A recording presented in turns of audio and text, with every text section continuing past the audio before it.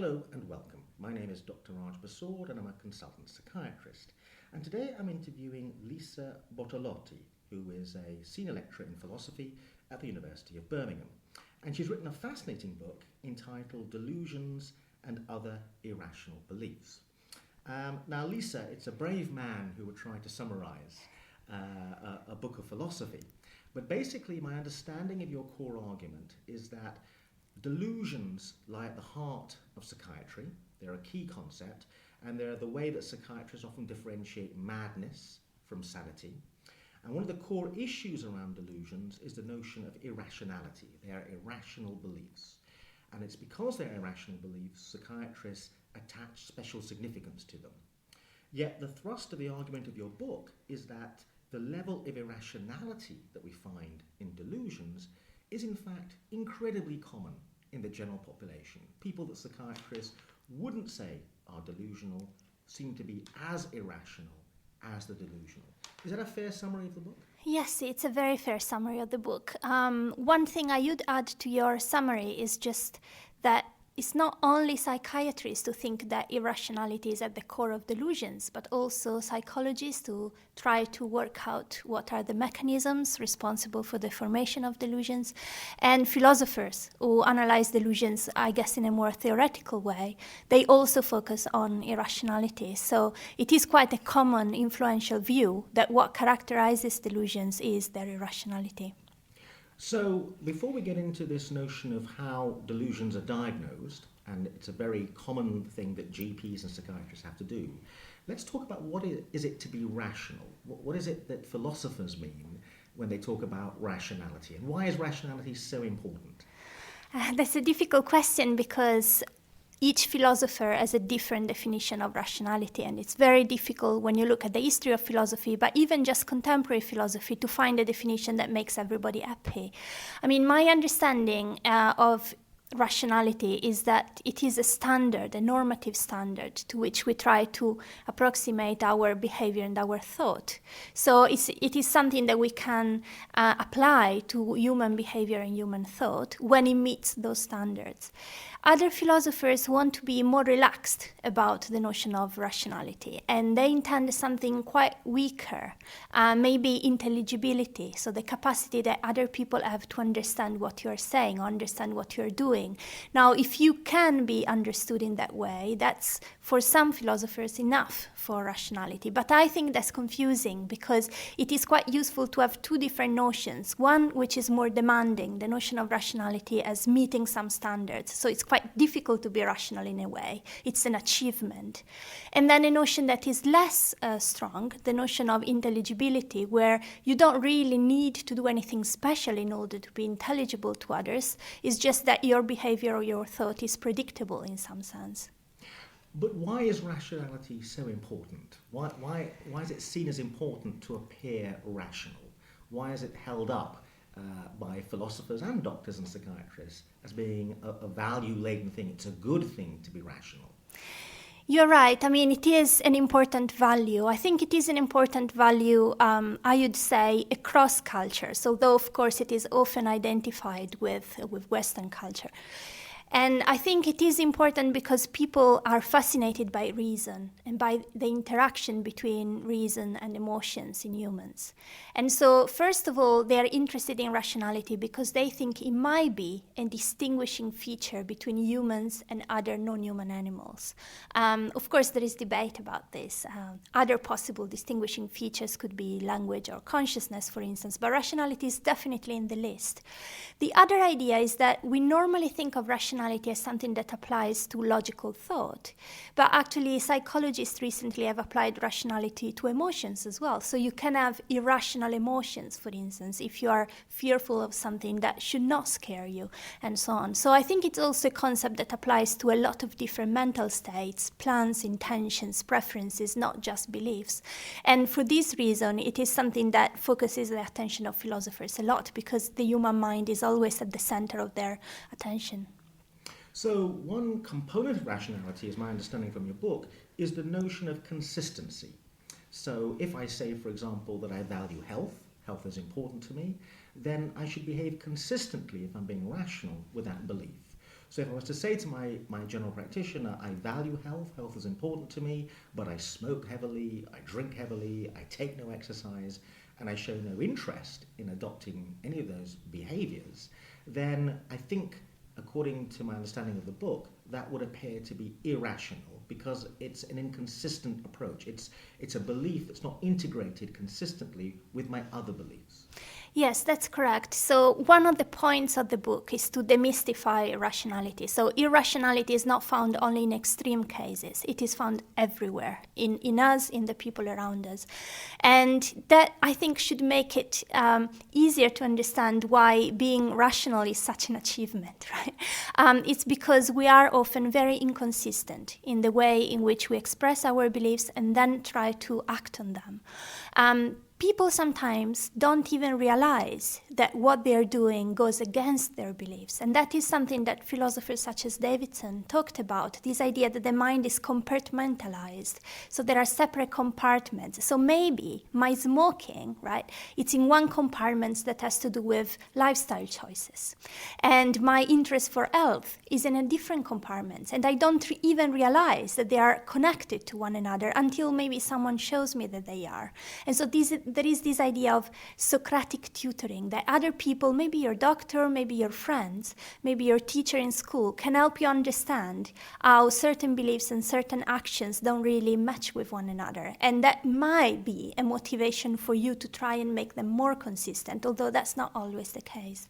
Again, I'm going to ask a slightly provocative question, but why is it so important to be consistent? It's clearly the case that as a group of people at middle-class dinner parties, if an inconsistency is pointed out, become uncomfortable with the notion of that inconsistency. But it's a relatively small group of people who seem that bothered. I mean, I can see why it's difficult to be consistent because of the cognitive work involved in exploring all your beliefs and trying to make sure they're all consistent with each other. But more particularly when doctors are in a clinical practice or a psychiatrist or with a patient, often you point out an inconsistency and actually people aren't bothered about that. Right. So why should they be bothered? Why should they care about being consistent? Good question again. I think some philosophers really think that part of what it is to be a human agent with reason and language and so on is to be bothered about inconsistency. So for instance, Davidson, which I mentioned before, did say that even if we are not able to articulate verbally the principle of consistency because of limits to our education, we anyway act in such a way as to try and meet the standards of consistency. Consistency, according to him and other philosophers such as Daniel Dennett, is the core of rationality, is the minimum requirement for rationality. Now, I do agree that consistency is not always a good thing. So you can imagine scenarios, and philosophers have tried to do that too, where being inconsistent is actually better for you. One philosopher of science, for instance, Nicholas Rascher, argued that when you are aware that there is an inconsistency in your belief system, you are motivated to find out more about things. So you keep that curiosity that allows you to be bothered a little bit about the inconsistency, but at the same time know that you need to look for more.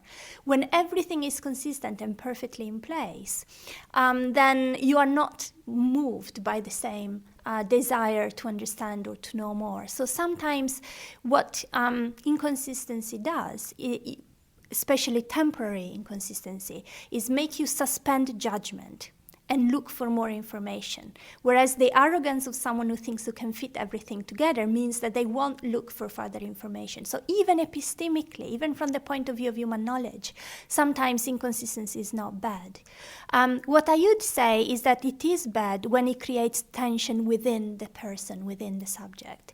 And there are times where, yes, we pretend to be okay about inconsistency. We find kind of excuses why they are okay. Or maybe we use self-deception to try and ignore them. But really, the tension does put our narrative, our conception of ourselves under a lot of stress. And that is evident in some failures of well-being, for instance. So I think that there are instances of inconsistency, especially when they lie at the core of what we think we are, which need to be challenged, or they should be challenged at least in some respects. Other types of inconsistency may even be healthy for us. So. I'm interested in this notion as to whether there's a fundamental human motivation to be consistent. And psychology is often in conflict about this. I mean, there's a famous branch of psychology called cognitive dissonance theory, which is about the idea that when you highlight to people an inconsistency, they become very motivated to become consistent. And some famous examples of this is if you give people a task to do, but don't pay them to do it, but you give other people the same task to do, but pay them very well to do it. The way that people reconcile the inconsistencies as to why they're doing the task for very little money is they come to the conclusion they must like doing the task. And this is a very reliable finding in psychology. Yes. So that cognitive dissonance theory would suggest that actually people are terrifically motivated to be consistent. Yes, and I do use some of these examples in the book as well, because I think they show some examples of kind of ordinary or familiar irrationality, where we're not really good at understanding what it is that moves us, but we make interpretations about our own behavior as we interpret the behavior of others, for instance, and our guesses are fallible when we're trying to understand ourselves as when we're trying to understand others. I think that consistency is sometimes something that motivates us. If we are, and I think the example you used earlier of the dinner party, you know, if someone is challenging your political views or your ideology on the basis of some perceived inconsistency, then we are motivated to try and show that there is no inconsistency, or the inconsistency in that case can be explained away. And I think in that context of rational discourse, where we are trying to impress on other people our point of view or persuade them that we are right, then we are playing the role that philosophers want us to play.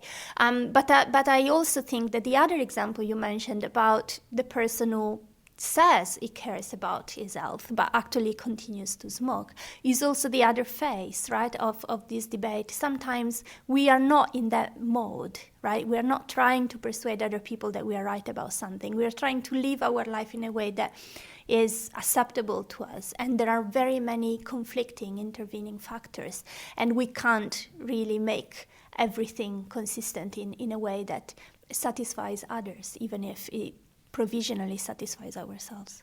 Let's move on to another point you made earlier, but is relevant to another form of rationality you refer to in the book, which I think you refer to as epistemic, the epistemic aspect of rationality, which is the notion, and again this is very important to doctors, because doctors are very interested today in evidence-based medicine. And the idea is that you may be performing a certain practice, performing a certain treatment, then you read in the journals that there's new evidence that this is the wrong treatment and you've got to shift to another treatment. And the theory is that if you're rational, you constantly adapt your belief systems to what the new evidence says, and you need to be very responsive and flexible depending on what the evidence says. And irrationality is clinging to a belief despite the fact that new evidence has come along that suggests you should change your ideas. And the theory again about modern medicine is we're meant to be more rational than our forebears and more responsive to evidence. So this is an important aspect of rationality again, isn't it? Yeah, I think epistemic rationality, it is something that people recognize as rationality even when they are not into philosophy or into psychiatry. So this is the idea that what you believe is influenced by the evidence that you've got. In the way in which you described, so your beliefs are sensitive and responsive to the evidence, and you are able to update your beliefs on the basis of evidence. Now, there is very, very good psychological literature which suggests that in a variety of contexts, people are very bad at changing their mind about things, even when strong, robust evidence against their beliefs is available. And by people, I don't just mean, undergraduate students in psychology who are the target subjects for this type of experiments, but also professionals. So medical doctors, statisticians, people who should know better, people who have learned about logic, have learned about problem solving. So the question is, can we do anything about that? And it's kind of difficult. I think it is something quite intrinsic in the way in which we reason. When we have made our mind about something, we become very conservative and we tend to cling on to our beliefs. And it takes really a great effort for us to admit that we were wrong, or we or reconsider the evidence on which we based our view. And this seems to apply to a variety of different contexts, beliefs about intentionality, beliefs about causation, and so on. So I think it applies to doctors as to anybody else. Like, we, in theory, understand the importance of evidence. And I think the idea of the scientific method, which before was very much confined to a small number of people engaging in a very particular discipline, now is become kind of the representation of what we take rationality to be in everyday life, right? Being sensitive to counter-evidence. But in practice, it becomes very difficult to apply this principle. And so what we need to do is kind of train ourselves in a way and try and recognize when things are not going in the way in which we expect, and be less conservative, I guess, and more dynamic in the way in which we think. Of course, there is a risk in being dynamic. And in fact, sometimes people with delusions are blamed for jumping to conclusions. And that's exactly the opposite of being conservative. New evidence comes in, and without even considering whether that evidence is robust enough, they go for it, and they form a belief that seems to fit with the new evidence. So it's not easy, because you need a balance of conservatism and dynamic tendencies in the way in which you consider the evidence for your beliefs. It's quite an achievement, again, to be rational in this way. And again, maybe referring to perhaps a technical area, which is where doctors are working, you have a particular treatment, you've been using it all your life, you were trained in that way, then a paper comes along that says this is the wrong treatment, you should change. Should you change after just one paper? Because we are all aware that one study doesn't necessarily prove something. Should you wait for 5 more studies? Should you wait for a meta-analysis? Should you wait till your colleague down the corridor has changed treatment practice, or you go to a conference? It's not clear cut, is it? Exactly. I mean, how to evaluate evidence, to respond, and it's very controversial. And then you have bodies like NICE, the National Institute for Clinical Excellence, that issue guidelines. And yet, doctors are discouraged from disobeying NICE. Yet, it may not be rational just to accept a guideline as the way of deciding what's the best evidence. It may be that you have to interrogate the evidence and be trained to do that. But then that becomes problematic in terms of a very busy professional life. Exactly, and I think this is something quite difficult about medicine. It's supposed to be at the same time something that has a lot to do with science, scientific research, scientific progress, evaluation of the evidence that is constantly changing, constantly evolving. And at the same time, it's just medicine. It's just making people feel better, right? And it seems as if the two aims of medicine sometimes pull in different directions, not because they are conflicting with one another, but because there isn't enough time to do both, to practice. And so to do clinical work in a way that is satisfactory, based on experience, based on evidence, and at the same time being the scientist who is evaluating other scientists' work.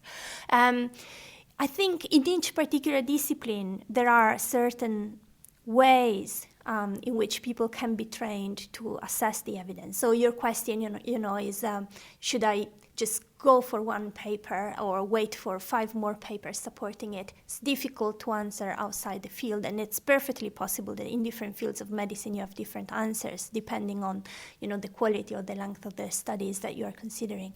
So in that particular sense, I think you have to have discipline-specific answers, but even that might not be enough.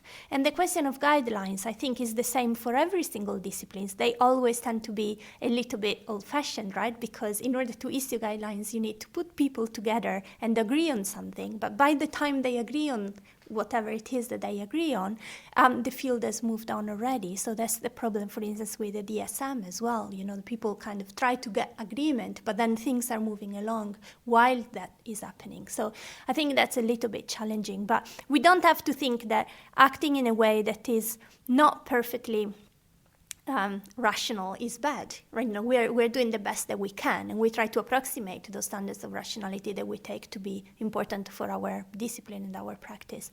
And then, for the rest, we'll just try to live with the feasibility options that we've got. Let's come to, in my view, one of the most interesting aspects of rationality you discuss in the book, which is what you refer to as agental rationality, which is the notion that if I say, for example, that it's very important that I give up smoking, and I tell everyone that I'm going to give up smoking, then it would look irrational if I just simply carry on smoking. So there should be a behavioural outcome which is consistent with my beliefs. But again and again, doctors see patients who say one thing but do the other. And your argument is that delusional patients often say things like, I am the next Messiah, or I'm the Archbishop of Canterbury, and yet they don't go and claim their place in the Canterbury Cathedral. They don't behave in a consistent manner with their beliefs. So to what extent can they be said to actually hold the belief that they seem to espouse? So why is it so important that your behaviour should reflect what you say?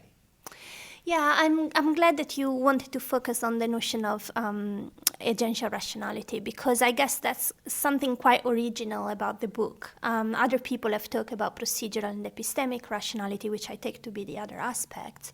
But agential rationality is a very new concept. It was introduced in some sense by Richard Moran in 2001. And the idea is that when you have beliefs, you have certain type of mental state that actually have an effect on action.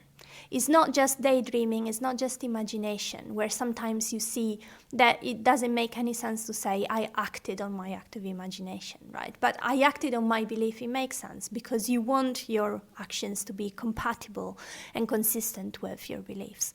Now, we are not very good at doing that in general. It's not just people with delusions. We tend to claim that we really care about children starving in developing countries, and still we don't know what to do about it. We don't do very much about it. And so it seems as if you just look at our behavior, you can't really ascribe to us the belief that we genuinely care for that particular problem.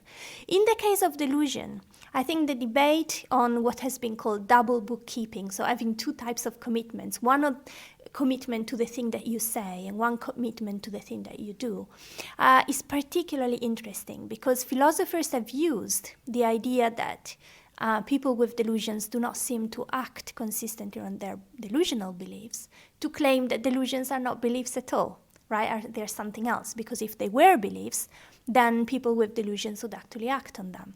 I think this is a kind of an argument that is too quick, right, in many ways, because it doesn't take into sufficient account the notion of motivation. So it is true that when we have a certain belief, we are disposed to act on it. But it's also true that we need an accompanying desire to act on the belief. We need to make it possible for the agent to actually achieve the goal that the agent has set for herself, given her beliefs. And I think in the case of delusions, especially schizophrenic delusions, we have a lot of evidence that motivation is negatively affected by their condition for independent reasons that don't necessarily have to do with the psychotic episode itself. So people might, for instance, not be able to imagine themselves as completing the action, and therefore they don't get the extra motivation that we all get when we imagine that we have already achieved what we wanted to achieve, and we imagine the sense of satisfaction that comes from that. And also there are questions about the comorbidity of schizophrenia and depression, which is quite widespread. And again, we know that in depression we've got this incapacity to act that comes from the fact that we don't see our goals as desirables, or even when we see them as desirable, it's quite difficult for us to initiate the action.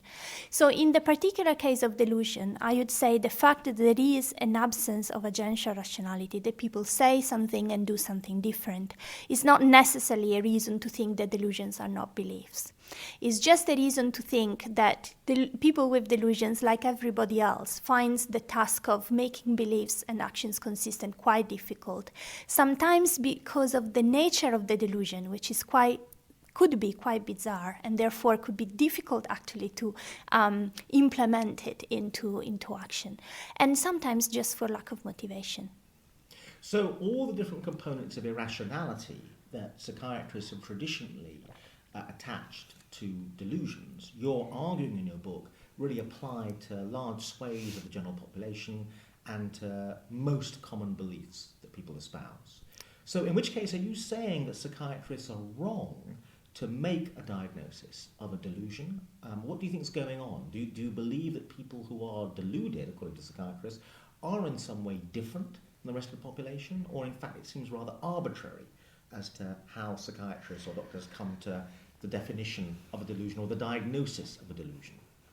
So I don't think the diagnosis is wrong. I mean, the purpose of the book was not to revise classification or diagnosis of delusions, which I think you can correct me because I'm sure you know more than I do, but it's quite reliable. I mean, of course there are mistakes. Of course, every kind of judgment is fallible, but I think it's done quite reliably in psychiatry. So I don't think there is a problem with that. But I think there is a problem with identifying the pathological nature of delusions with irrationality. So I have no problem in saying that delusions are irrational. That's part of my thesis.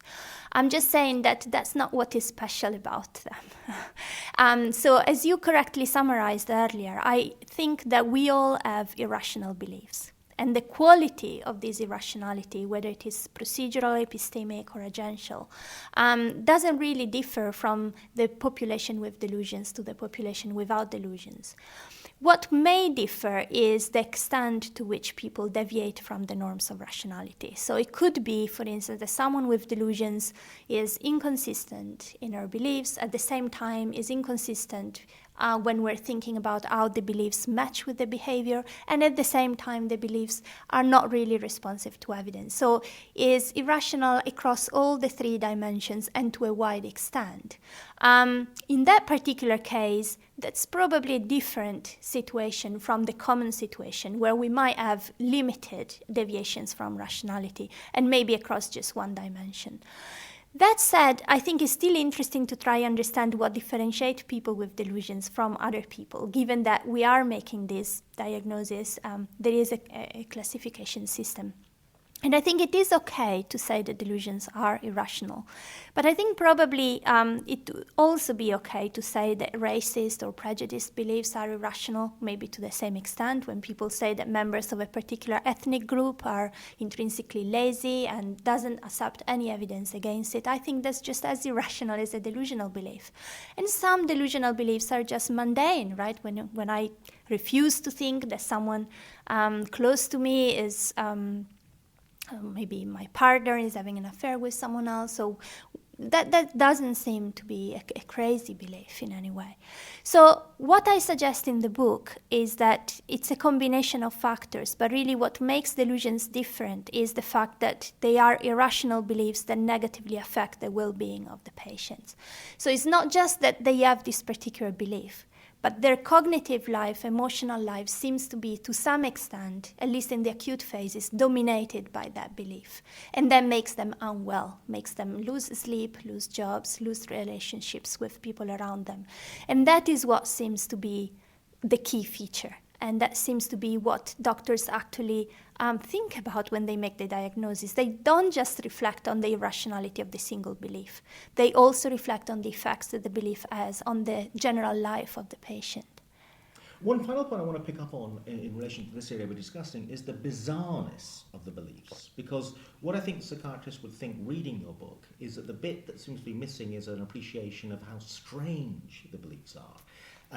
So, people say to me, for example, the CIA have planted a microphone in my ear, and that explains why I'm hearing these voices. It's a very strange idea, and it's the quality of strangeness, which is difficult to get a handle on in terms of measuring empirically, but qualitatively, and philosophers of psychiatry refer to this issue before, the strangeness or the unintelligibility, which is a word they used before, seems to be a key feature.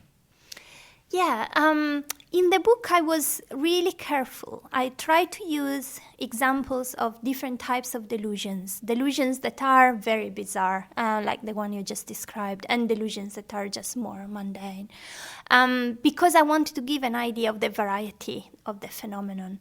You're absolutely right that philosophers and psychiatrists are impressed by the bizarreness of some delusions, and they should be. I'm not saying that that's the wrong attitude to have.